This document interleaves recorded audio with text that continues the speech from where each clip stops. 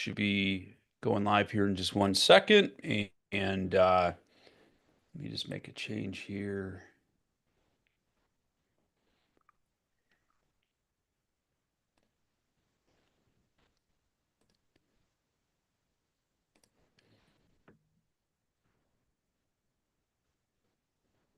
All right, let's go ahead and kick things off. Very excited to kick things off for this week's WTF Wednesdays. Of course, WTF stands for What the Function, and each week we bring on a different business function expert. And very excited to have CJ Arlotta here. CJ, how are you doing today, buddy? I'm doing great. Thanks for having me back, Dan. Appreciate it. It's good to have you here, and the world of public relations is a never-ending job, right? That's correct. Always something new and exciting for sure. Yeah, definitely. And so today's topic, we're gonna talk a little bit about podcasting, and I think we can talk about a variety of topics, but podcasting is an area that I think needs more attention. I think on the side of MSPs, getting out there, getting communication out there to clients and prospective clients is critical. We all have a lot of knowledge, and I think we take it for granted. I think a lot of times, like if you sit at a blank sheet of paper and you think, okay, what could I speak about? You think about, gosh, I don't know what I could speak about. I don't even know, what is my specialty. But in reality, we all have so much knowledge, and again, just taking it for granted puts us, behind the eight ball. Would you agree with that, CJ? Oh, for sure. That's one of the biggest problems, I come across speaking with clients is that they don't know what to talk about. And in reality, you have plenty of things to talk about. It's just that you're kind of in the moment, like you said before, you're staring at a blank page. And the best thing to do in that situation is really to just start what I call kind of an ideas garden. Go through, just think about different topics throughout the day that you speak with clients and keep a running list. It should be a living document where throughout your day, you think about a topic you're hearing over and over and over again. Add it to the list. The next day, do the same thing. And then at the end of the week or in a couple of weeks, you'll see you have a bunch of ideas that you can talk about, topics that you can talk about the next time you're on a podcast, and you'll be surprised. And you could go through that list. You could weed out the ones that are terrible. Not everything's going to be a great idea, but it allows you to focus a little bit more on what you're able to speak about and how you can add value to your audience. So before we dive in a little bit deeper, has any of those that are currently listening right now that are live in our Zoom group um, had a podcast, considering setting up a podcast, some type of MSP podcast, or just maybe some thoughts of doing one? Anyone? I do one every Friday at 10 a.m. Central. Hmm. I do it's called MSP Community Live, where we go through stories that have been submitted to like Reddit or other MSP communities. Then we bring on different people and just kind of talk about the story and provide Yeah. expertise and things like that. That's great. Yeah, and grabbing those current topics. I mean, there's so much, I guess those current events, right? I mean, because obviously, if you're snagging that stuff from, like ideas from Reddit, those are Hmm. current topics that people are, there's a lot of chatter, and I think that's a great way to find content. Reddit's great. Paying attention to what's going on in the news. Obviously, you could take a look at many of the trade publications, podcasts that you're listening to see what people are talking about and what they're interested in for sure. Absolutely. Is anybody considering doing a podcast? Eric, you look like you want to do a podcast, but it might be on cars versus I could do that too, but yeah. yeah, but I mean, there's only so many people that are weird for old Datsuns, so yeah, Yeah. no. I mean, it is actually in our core plans, and but I like the idea garden idea. Once you get me Yeah. talking, Yeah. you can Right. just go. Right. It's Right. the getting to talking, and I've been been on MSP 1337 several Mhm. times, so I'm not, Yeah. you know, it's not like I'm afraid of it or anything. No, It's but just, you know, you creating know, the time to do it. And Eric, that's what I always tell people too, is that so many executives get, like you said, afraid or they get anxious when they're going on stage, being interviewed, being a guest on a podcast. But they're having you on because you're an expert. You know what you're talking about, right? Hopefully, anyway, right? no, I just Yeah, act like I know what I'm talking about. right, exactly. I actually have no clue. Right, but just to ensure that you know exactly what the messaging you want to speak about, help with your confidence level. When you just go through the day and you're able to pull that out, you'd be amazed at how much you know and what you do during the day. It's really just sitting down and sometimes just planning it all out. It makes it so much easier and it helps all that information come top of mind for when you're being interviewed for a podcast. Yeah. I know there's another person out there. His name starts with a B. His last name ends with a D. That has a podcast. We'll see Yeah. if. So I didn't know if we wanted to reserve this for our MSP friends. Obviously, No, no, no, no. Yeah. I've been running MSP Business School. We actually have our 5-year anniversary coming up on May 5th, and it's been a Nice. great resource both for sharing education. Obviously, we come at it more. We're a vendor, but that podcast has very little to do with what we're doing at VCIO Toolbox. Really more about bringing business side of the MSP life to the community. So M&A conversations, sales and marketing conversations, of course, account management conversations as well. And it's been great. It's brought us a lot of guests. It's been one of our tools to get to know other people like Dan in the community. I think that's how we met up, was doing podcasts first. Yeah.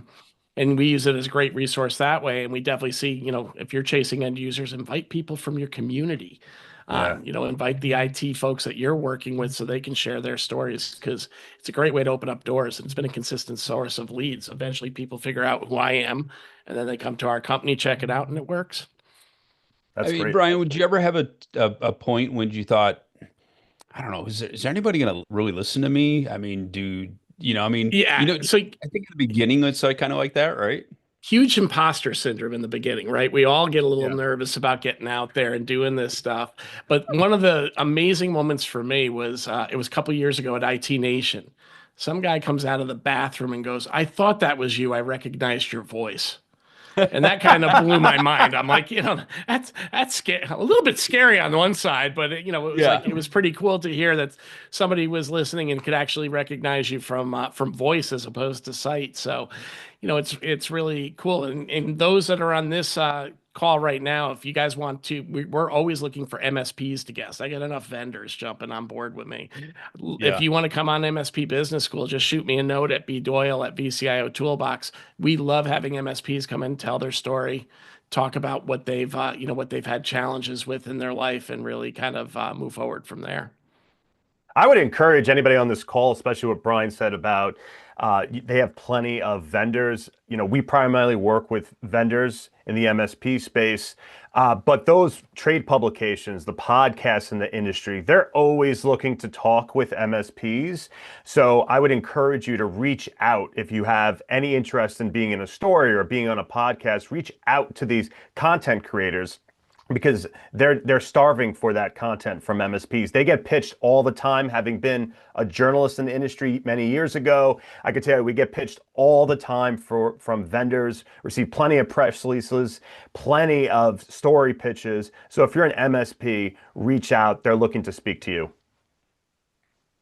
And Already I done, had a conversation Brian. yesterday with an MSP that's been in the channel for a long time, for at least 2 decades, and we were talking about kind of our next step. As far as next step, as far as where we are and what we're doing. I mean, as we're getting older, as we just mentioned, I just turned 53 yesterday.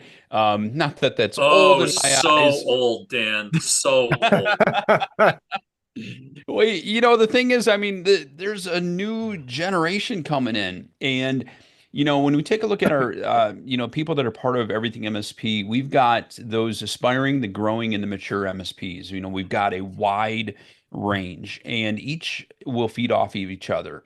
You got those mature MSPs that, maybe some they've become complacent and they look to those aspiring and the growing, MSPs, for fresh ideas. And but again, on the flip side, those that are mature, they've built policies, procedures, they know what works, what doesn't work, and all of that knowledge, regardless of whether you're new or you've been around for a while, um, is powerful. And we just need to get the word out. Yeah, no, absolutely. So let's jump more into some of your thoughts, CJ, as far as if an MSP wants to start a podcast, what are some things that they should think about, especially when it comes to I think the overall strategy, but also that when it comes down to guests and getting the right guests that will make a difference. Yeah, so the presentation today, we're primarily talking about if you're a guest on a podcast. If you were asked to become a guest on either a industry podcast or if you were asked to become a guest on a local podcast, for example, a business podcast. I think if you're looking to be a guest on a lot of these podcasts, I think there are several things that you should be doing. And I don't know, Dan, if you want to jump into the slideshow that I prepared, we can go through the presentation and kind of go through that. And obviously, That'd be great. I would love to hear Dan's feedback and Brian's feedback since you guys are podcasters. You interview plenty of guests, and you probably have a lot of do's and don'ts that you can also add to this presentation. So I'm relying on you guys too at the end of this. So Yeah, let's absolutely. dive in here. Are you sharing? Yep. Yeah, you should be good. Okay. Can you guys see my screen? Nope, Not yet. not yet. Okay, let's see here.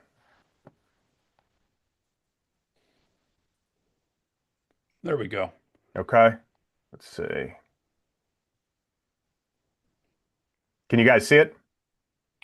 Yep. Yep. I Okay, think you just want to hit that present button. let's see. Hang on a second.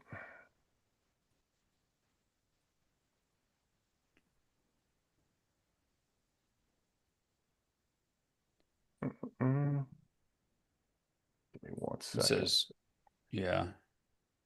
Canva. I hate Canva. I know it's very strange. So hang on a second. Let's see it. Now you see it? Just see the click to exit full screen. There you go. Here we go. We're good? Yep. We're Okay, good. fantastic. So quick background to me, if you guys don't know me, thanks for having me on. Been on before. I started off doing communications and politics and government, found my way being a journalist, started in the MSP space. I used to write for MSP Mentor, Talking Cloud, the VAR guys, some of those publications I'm sure some of you are familiar with. Left the channel, moved my way into healthcare, eventually moving my way into the hospitality space. And in 2019, started my own PR agency and been running it ever since. We work in two different industries. We work in the MSP space as well in the hospitality space for obvious reasons. We have a lot of relationships there, connections. And so we work with a lot of vendors and a lot of hospitality companies to help them get out in the media through media relations, thought leadership, work with them with content creators and getting them on podcasts and things like that. So I've been on some podcasts. So I see a lot of good do's and don'ts when it comes to being a guest on a podcast. And we always try to prepare our clients as best as possible to be a phenomenal guest on the podcast that they've been invited on. So these are just several tips that you should consider if you're going to be a guest on a podcast. So number one, do your homework, right? There's so many times when I'm speaking with a client, we secure an opportunity for a podcast and maybe they're not familiar with it. They don't know who the hosts are. They don't know what they primarily talk about or even the audience. So do your homework and listen to a full episode before agreeing to appear. I would encourage you to listen to several episodes before you appear on the podcast just to get a feel of the tone, and the style and what they're looking for. I also would recommend, and not everybody does this, and I'm not one for meetings for sure, but if possible, try to schedule a prep call with the host to build a rapport if you can. If you've never been on a podcast before or you're still new to it, it really helps you dive right in to help you overcome that. For example, we spoke before about that imposter syndrome, right? It gives you a little helps you at ease and provides you a little bit more confidence when you know who you're speaking with ahead of recording the interview. So if the host doesn't, ask for it, see if you can just at least hop on a 15-minute call just to get a feel. And again, research the podcast format, the length, and the audience. 2, check your equipment, right? So often we've listened to podcasts or video podcasts where you hear the audio quality is terrible or the video quality is terrible. I would encourage you to go out, purchase an external microphone if you can. I have a little lavalier mic here. This wasn't expensive. It's usually a little bit better than the built-in microphone when you're recording.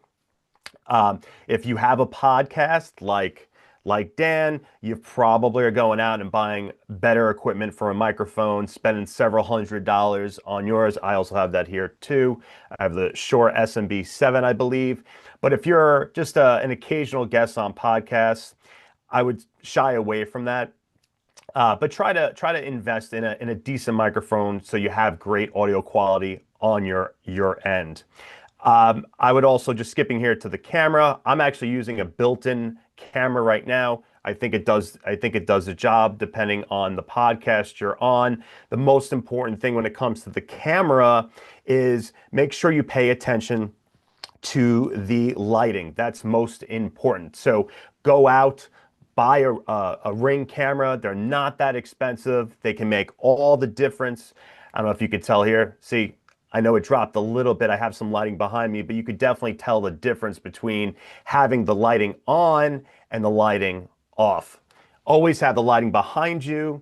It makes the picture a lot clearer.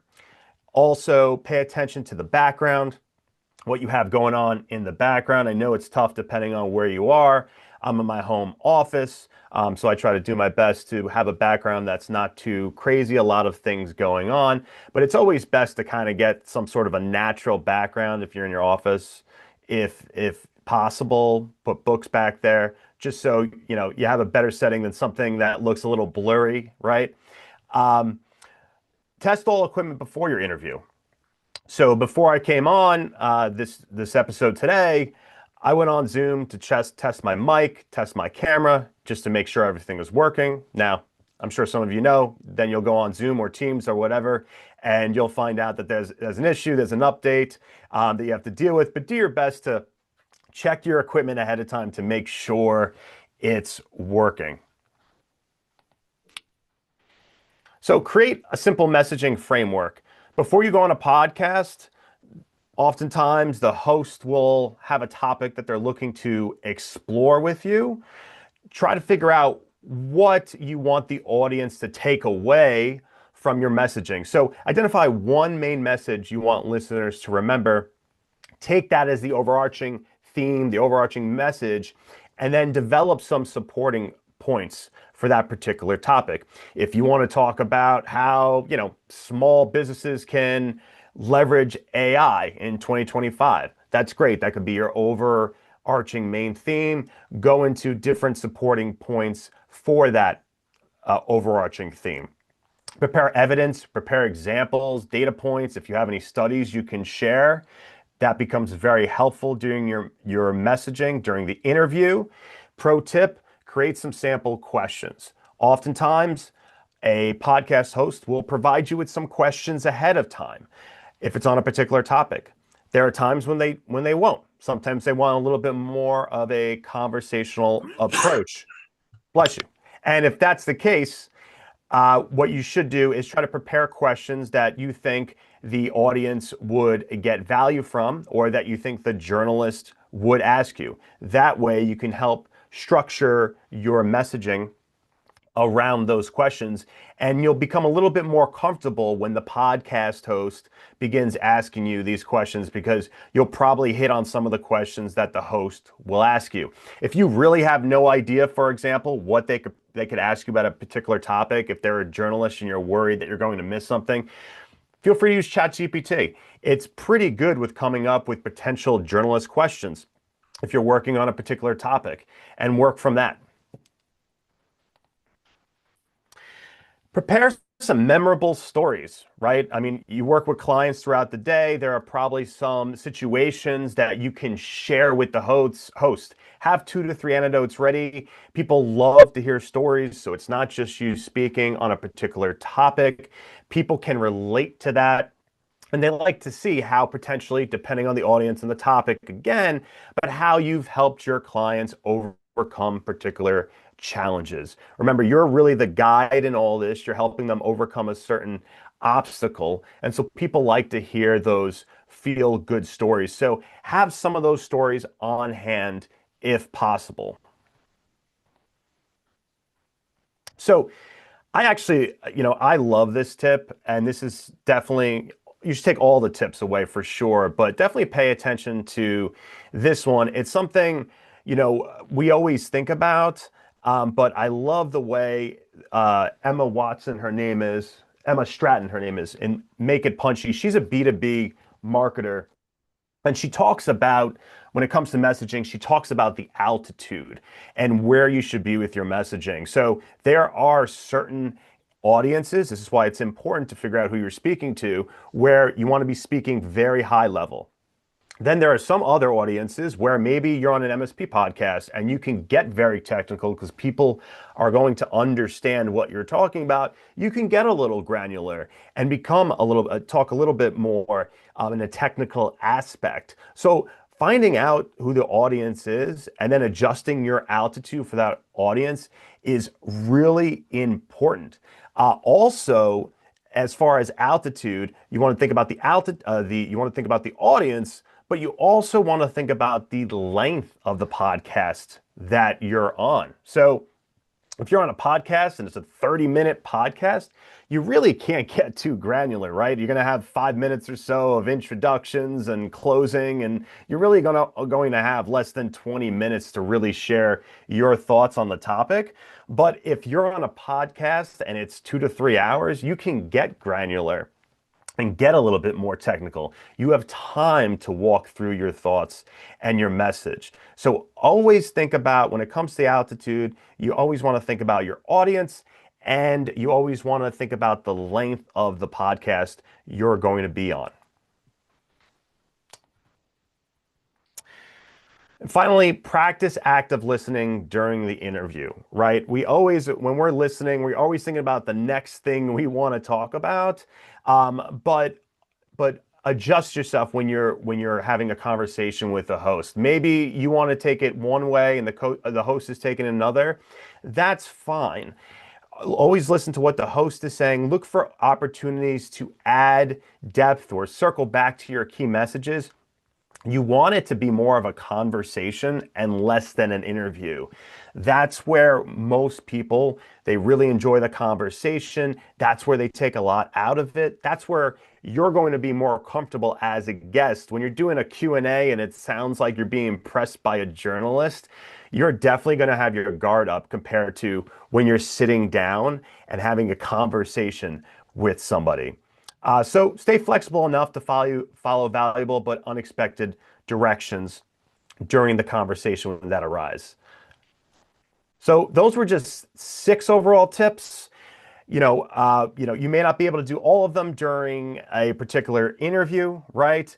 Try to keep them in mind. I always try to keep them in mind. I don't always follow them because I'm human and there are certain things that I forget to do, just like anybody else. But if you stick to those 6 tips, you'll do really well as a guest on any podcast you are on. If you have any questions, feel free to email me. Here's my email address, and I'd be happy to answer them for you. There's a lot of great information. I want to emphasize one thing is just the equipment. Having solid equipment is so critical.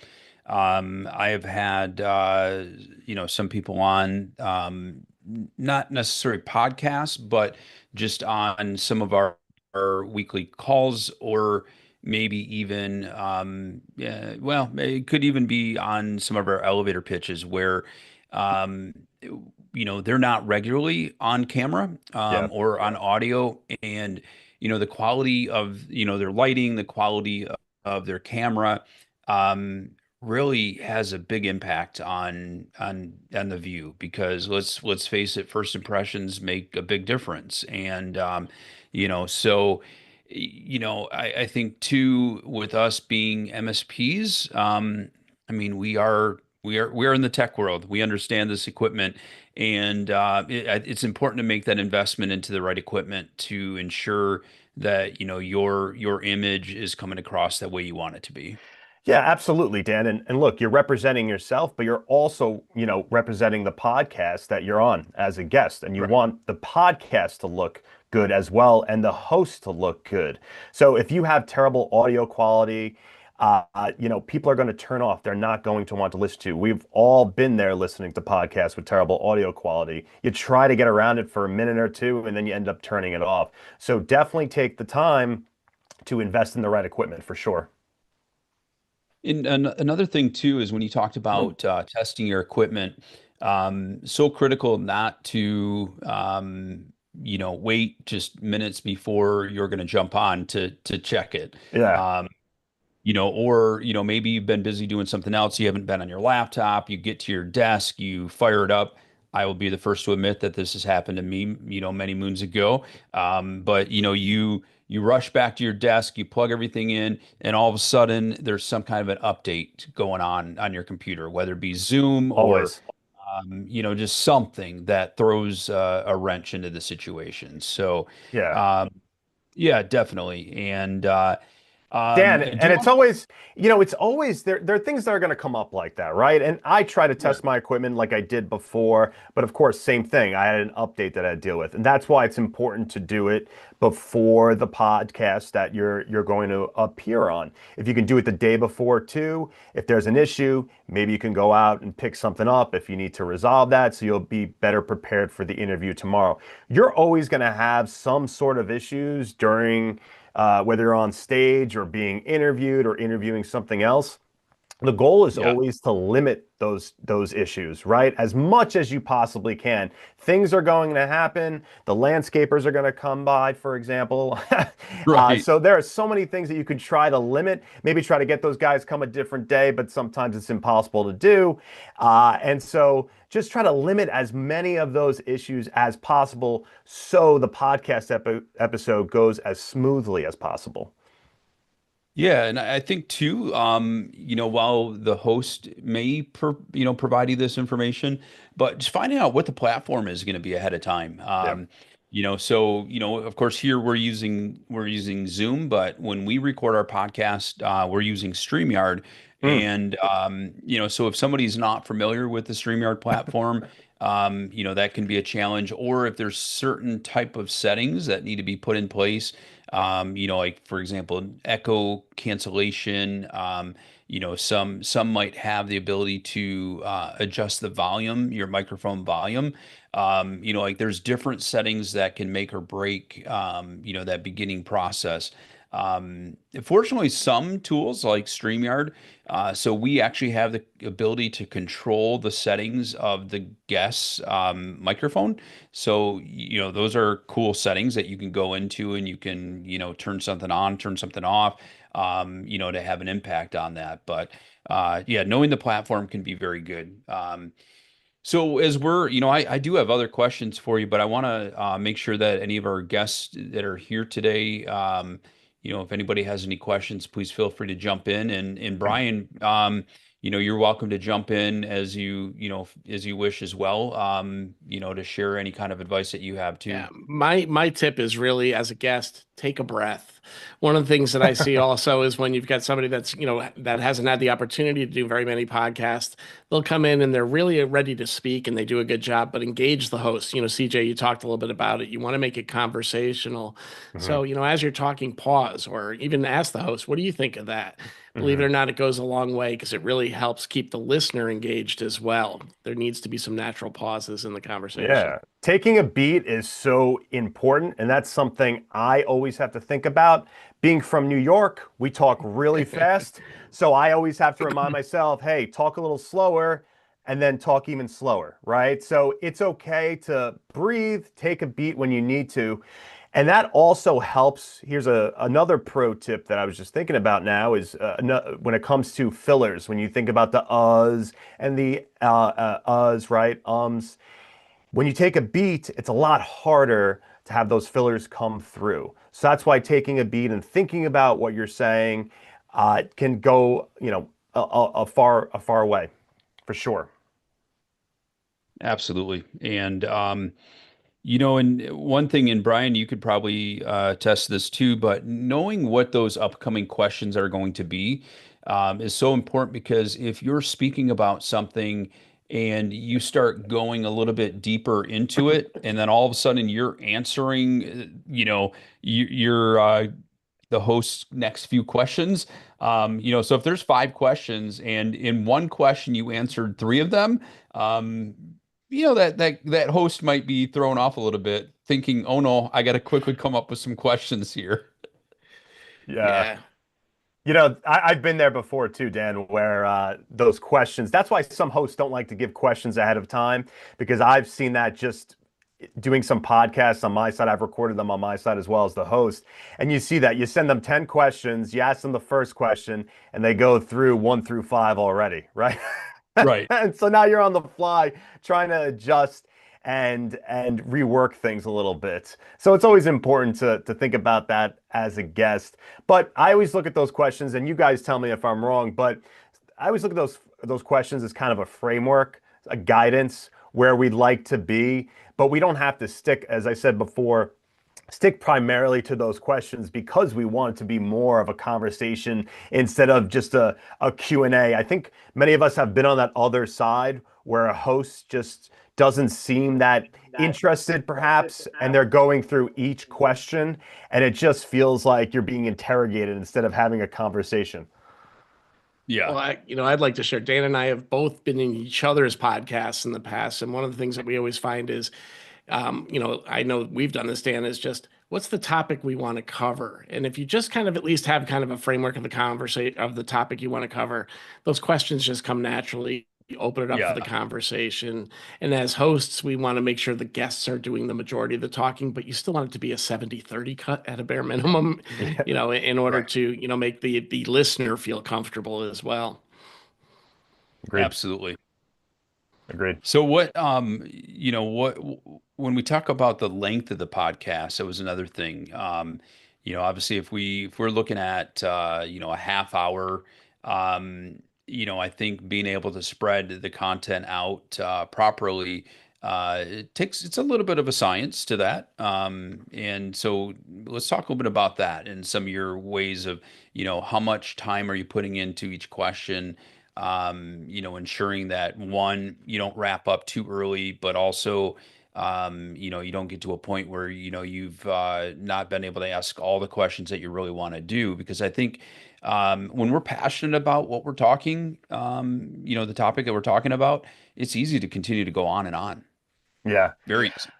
Yeah, for sure. I always recommend to executives, whether they're going to be on a panel or on a podcast, I always recommend that they chart out more questions than necessary, just so they're prepared, right? You may only hit maybe ten of those questions, 5 out of the 10 of the questions that you have, but at least chart out those questions, have them highlighted, just so you're familiar with them. When you're familiar with those questions, it's a lot easier for you to answer them during the interview, right? Because they're top of mind. You're going to get surprise questions, especially if it's more of a conversation like we've been having. But having some of those prepared ahead of time, depending on, if you take a look, like you mentioned before, the length of the interview. If you're in a 30-minute, if you have a 30-minute podcast, you may only get through 5 or 6 questions. An hour, you might get through 10 questions. So when you consider the size of the podcast, the length of the podcast, and the number of questions, you don't have to go too overboard, but find a little bit more than you think you should, just so you're prepared for potential questions the host may be, so you've thought them out, right? So I think that's the other thing when I have executives who ask for questions ahead of time. Depending on the podcast, when you're working with a journalist, sometimes they don't like doing that, right?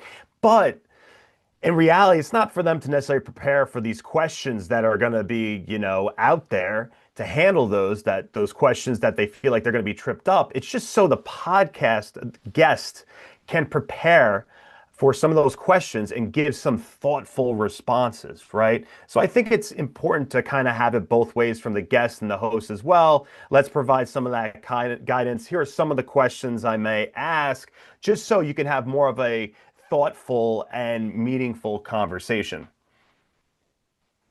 Absolutely.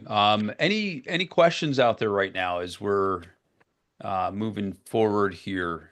Who's got a burning question? Come on, really? Not one. Come on. Everybody's an excellent guest on podcasts. I love that. That's good to hear. Yes. All right, so we Dan. should Well, the only one that's talking here is me, and yeah, I've done enough that I feel like I'm a pretty good guest and can get just random stuff thrown at me. That's the Eric, what are some of the hardest things you come across as being a guest on a podcast? You seem very comfortable with them and handling questions, but what are some of the challenges you've had to actually overcome over the years, right? Maybe you weren't always comfortable being a guest. So what were some of the challenges you've had to overcome over the years? um The filler words, right? Right. So We all do it. Right. Having the filler word problem. And I think I got better at that because I speak publicly, not for industry now, pretty frequently. And Yeah. I just learned how to stop doing that. If I almost did it right there and caught myself. Yeah, we all do it. It happens. One of the best tricks, I think I mentioned this before, is to take a breath after a sentence. That's where a lot of the filler words come through. So if you breathe in at the end of the sentence, a lot harder to say or Another thing you should do, there I did it right there, is to record yourself and see how many times you use filler words so you're a little bit more aware of it, because we all do it, and it allows you to pinpoint where your issues are and adjust accordingly. Right. Norm has got a question out there in regards to best advice for how to get the word out and get more participants. So, I think there's a incredible opportunity for us to become a guest on a podcast. Maybe it's a local business focused podcast that you are a guest and you're going to talk about cybersecurity. And getting this out to your clients and also prospective clients. Of course, your guest is going to get this out, is going to broadcast it, going to publicize it. But that doesn't mean that you can't put some marketing behind it as well, right? Agreed. If you're a guest on a podcast, share it everywhere. I did the same thing being on the podcast today. Dan tagged me. I shared it on my LinkedIn profile. I think that by doing that, by sending out, if you have a newsletter, put it in your newsletter to get your customers, your prospects listening. If it's a live podcast, right, you can have them join while you're recording it. If it's a podcast where it's being recorded and published later, make sure you share that at a later date whenever it is published, your newsletter, your social media, whatever you have to get that message out there would be beneficial to not only you, but also your prospects, right? So you may have customers on your newsletter, but you also have prospects or people who are following you because you're an expert in a particular area. And when they see that you're on podcasts, when you're writing thought leadership articles, when you're being interviewed by journalists, they're more likely to see you as a thought leader, and it increases your visibility and authority in the space. And what it also does is it opens up the opportunity for other podcasts to see you. It increases your visibility in the industry, for example, other podcasts to see you, other journalists to see you, that they see that you are great on, you can be interviewed, you know how to be interviewed, you know how to write if it comes to thought leadership articles. So those are some of the best ways to get your message out there if you've been interviewed on a podcast, for sure. Well, I want to throw one thing out, kind of do a correlation to, something a little bit more older school that I don't want to say it's not relevant anymore, but, running a PR agency as you do, Mhm. when we think about maybe 10, 15, 20 years ago, we would go to a PR agency and say, hey, we want to get some exposure. We want to be able to get some interviews. We want their local ABC, NBC station, to reach out to us when they have, an interview that they're going to do, maybe about some kind of a breach, and they want an IT expert. Um, Really, it's no different than today being in 2025. For us to be able to get onto a podcast, we could still seek out someone like yourself. If correct me if I'm wrong here, but you can help us get those podcast interviews, much like maybe what we were aspiring in the past would be more TV interviews. Would that be the same analogy and a correlation to today, 2025? Yeah, look, you can hire somebody like me to help you get on podcasts, but let me give you some thoughts on how you can do it without hiring somebody like me. People, like we've mentioned before, these journalists, these publications, these content creators, they're starving for content. And especially if you pay attention to what's going on in the news, if it's ransomware or AI or any of the other relevant topics, journalists, podcasters are looking for guests. So if you see local podcasts in your community, whether it's other businesses doing them, other businesses in your chamber of commerce, it could be local media outlets. Reach out to them, send them a short pitch if you've never had interaction before, send them an email, tell them who you are, tell them what you can talk about, give them several different topics that you're an expert on. If you've done previous interviews before, link there. So they know, again, that you're going to be a good interview. They also know somebody else vetted you. So if you were on several other podcasts, if you're sending that email to a journalist, they'll see that other people have vetted you before, and it really increases your authority in the industry as an expert. So don't be afraid to reach out to those podcasts. Send that email. You may not get a response right away, but you have to have that initial contact with a journalist. They may not respond to you right away, but somewhere down the line, they may have saved your email and they may reach out to you later. Maybe something happened in the news. There was a huge breach and they need an expert. They go, oh, this guy Dan, he reached out to me. Let me check him out. Let me check his email. Let me see if he's available. So you need to have that initial contact. Send that email with that journalist. Ensure that you show them that you're familiar with their outlet, whether it's a podcast or a local TV station. Show them that you're the expert. Show them that you know what they cover, what they speak about specifically, and you will potentially be a guest later on at some point with that outlet.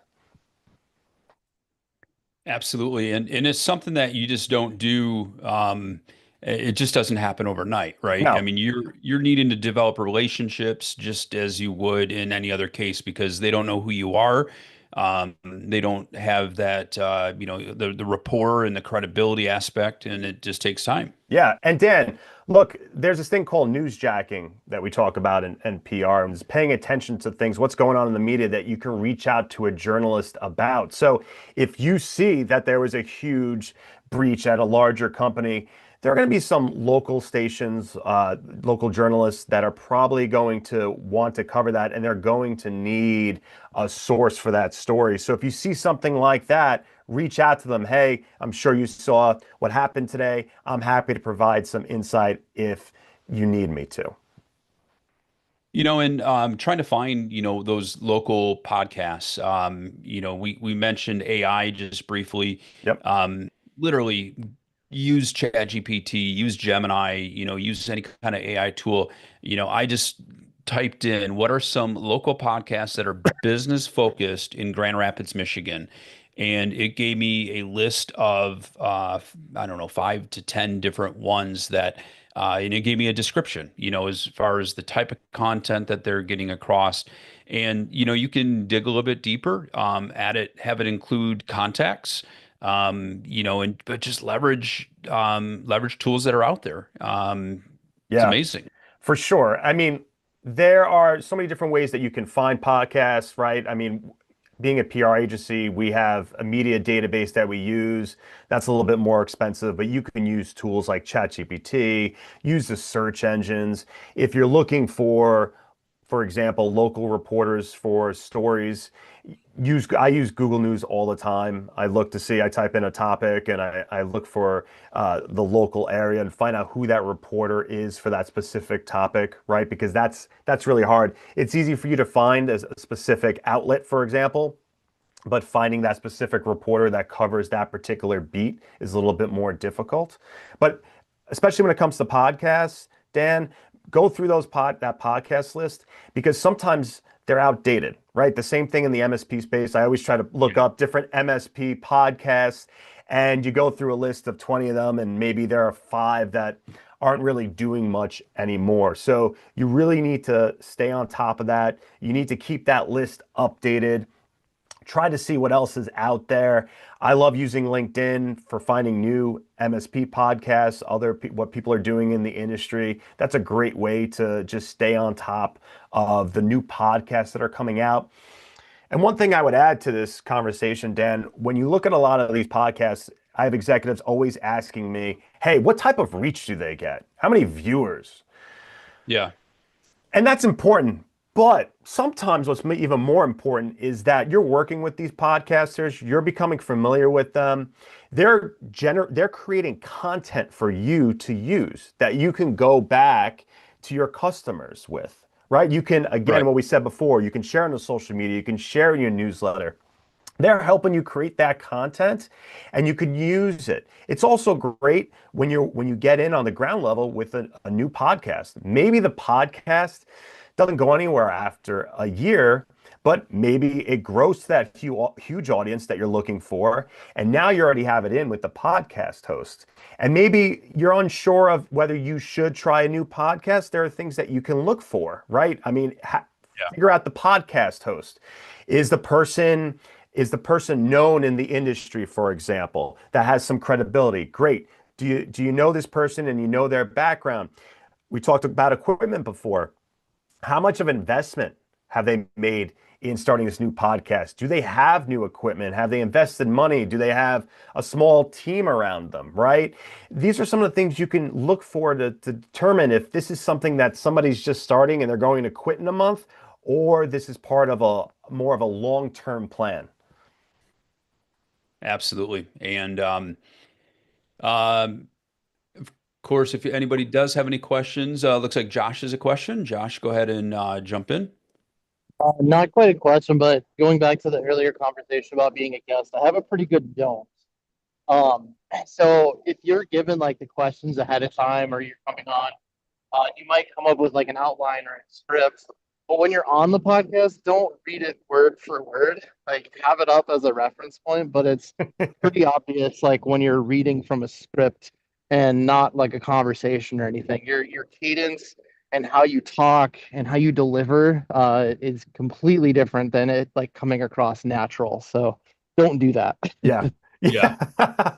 Have you guys seen that often? I've seen it a couple of times where that's so obvious. I mean, it happens, and sometimes you have to remind people not to do that. They get so worried that they need to remember everything word for word. But again, it's really just guidance. It's some guardrails. You remember, Yeah. it's just talking points you want, right? You're not trying to remember word for word. So have you seen that pretty often, or is that on a rare occasion? It I think it's happens. more I would say I don't think it's not rare, but it's also not every time. So like it's Yeah. one of those things that comes up kind of, handful of times. Yeah. Yeah. What about you, rare. And Dan? I Yeah. well, I do think that just be human, right? I mean, if you make a mistake, you make a mistake. That just shows that you are human, and you're not trying to put something that's so polished across that it looks fake. Right, right. And I think people appreciate that, right? So, CJ, I mean, you are a natural speaker. Obviously, you're in the PR field, so whether you're on camera or you're on an event like this, I'm sure you weren't born and immediately a PR expert in a camera, getting in front of the camera expert. It took some time, right? You developed this over a period of time, and um, so yeah. Yeah. I wouldn't say natural. I've definitely developed it over time. And it's just repetition. It's reading different books on communication. It's trying new things. I've mentioned this before. Oftentimes, we're just very uncomfortable with being on stage or being on a podcast. So, the way to get over that is doing more of them. I do a lot of panels, I moderate a lot of panels anyway. And every time I go on stage, people always say, "Man, this must be great for you. This must generate new business. It gets you out there." Sure, it gets me out there, but I can't tell you, if I generated any business from it, right? I do it so I keep pushing myself. And so I become more comfortable on stage. So I become Yeah. more comfortable on podcasts and doing this. It takes time and it takes hard work. Try different things. Like last year, I did an improv course, right? I did Mm. improv. It was fantastic. I took I think 5 sessions we had, so it wasn't a lot. But there are 15 of us in the room. I think two of us were kind of in the same spot where we had a business. We were just trying to learn how to enhance our speaking abilities. There were some actors and there were some people who admitted they are uncomfortable speaking in front of, not just in speaking in front of people, but just having Yeah. conversations with people they're not familiar with. And I think that takes a lot of guts to be in that situation and speak with 15 random people that you don't Right. know, right? So always try to put yourself out of your comfort zone.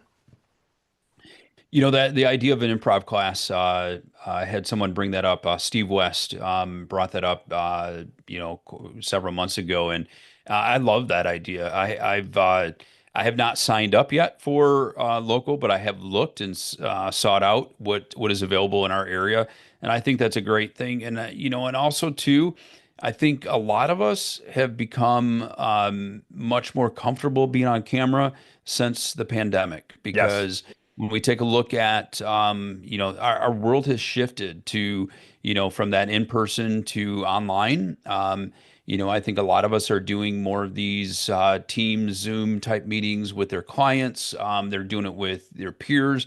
We obviously do these calls every Wednesday. We also have our Friday calls, our MSP discussion group calls that we've been hosting for over 5 years now. And Congrats. and many of the faces that you see here have been on the call for the last 5 years, and Yeah. that's an incredible amount of experience of being comfortable and just not being afraid. I mean, I remember before the pandemic, how often did we jump onto a Zoom call with our clients? Probably not very often, Right. right? Right. Yeah. I mean, part of it, I think, was we weren't used to it. It wasn't the standard at that point. Meeting face to face was more the standard. But also, it just seemed weird. And I think, it might I might have agree. been weird for us, but I Yeah. think it would be even more weird for our audience, our clients. Yeah, I agree. I mean, there's so many times where I just would rather just hop on the phone and call somebody, right? Everything Yeah, is Zooms or Teams meetings now. But I would encourage people, and I know it sounds silly, but even during meetings, I would look at those as opportunities to practice your on-camera appearance and how you yeah, talk to the camera and what's in your background and your lighting. Don't just say, this is a meeting with a client. I know them for a while. I don't need the lighting. I don't need, just use it as practice so you feel more comfortable. Sometimes speaking to the camera is like this, very weird for people and awkward. So just right. practice it during meetings. And so on your next podcast, if you're speaking to the camera or you're at an event and they have you sitting down in front of like a video interview with the journalist, that's even more intimidating. And that's for a story for a different time. But you're used to speaking to something that's not a person. You're speaking to a camera lens, right? So just take Right. those opportunities to practice when you can. Yeah, a great point from Jackie. Recommend looking for podcasts about client industry that are not technical. You'd be seen as that technical advisor for their non-technical industry listeners, Yeah. and yeah, I think that's critical. Um, a lot of these chamber events or local business, publications that have podcasts, they want to talk about business outcomes, not necessarily technical components. Right. Think about the verticals you serve, right? That's great advice. Absolutely. All right. So as we're wrapping up things here at the top of the hour, any final parting words that you'd like to share to our audience? I think, like I said before, practice, practice, practice. It's going to be very awkward at first doing a lot of podcast interviews, but take them on, be willing to do them. You don't have to do a lot right away, spread them out, right? But be willing to take on those podcasts and go the extra mile and, implement some of these tips that I provided you. And don't do them all at once. Work them in, over time. And I think you'll find success over time as a podcast guest for sure. And I'll just add in, just do it. To quote Nike, just do it. Yeah. Get out there. Don't be afraid. Yeah. You make a mistake, that's okay. Tomorrow's a new day, and Yep. you learn from each opportunity, each challenge. Yep. And yeah. So, CJ, Mr. CJ Arlotta, I want to thank you for your time today. Thank you. Always great chatting with you. A lot of good information. Great. And I did throw into chat earlier a link to be able to connect with CJ on LinkedIn. Great. So be sure to connect with CJ. And with that being said, I want to thank everybody for being here today. Until next time, we'll talk to everybody soon. Take care, Great. everyone. Thanks, Dan. Good seeing everybody. Thank you. Thanks, Take Bye care. y'all. now.